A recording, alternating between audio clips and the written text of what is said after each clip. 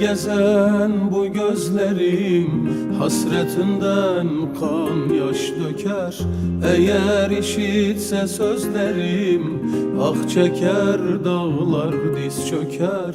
Seni gezen bu gözlerim hasretinden kan yaş döker. Eğer işitse sözlerim ah çeker, dağlar diz çöker.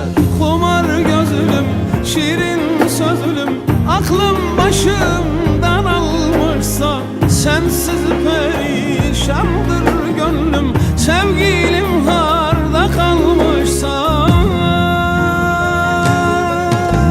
sensiz nece güler yarım, hasretten üzüler yarım. Sensizliğe dayanamaz demir selvi öler yarım. Senden insaf diler yarım, gözyaşım kim siler yarım. Hiç olmazsa kenardan bak, gör bir neler çeker yarım.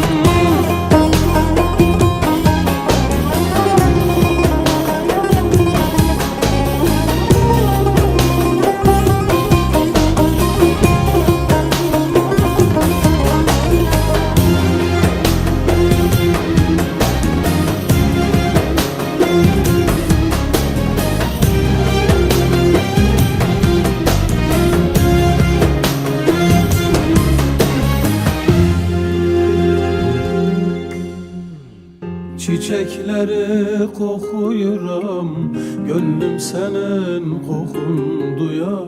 Geceler rüyamda görüp danışıram maya suya. Çiçekleri kokuyuram, gönlüm senin kokun duya.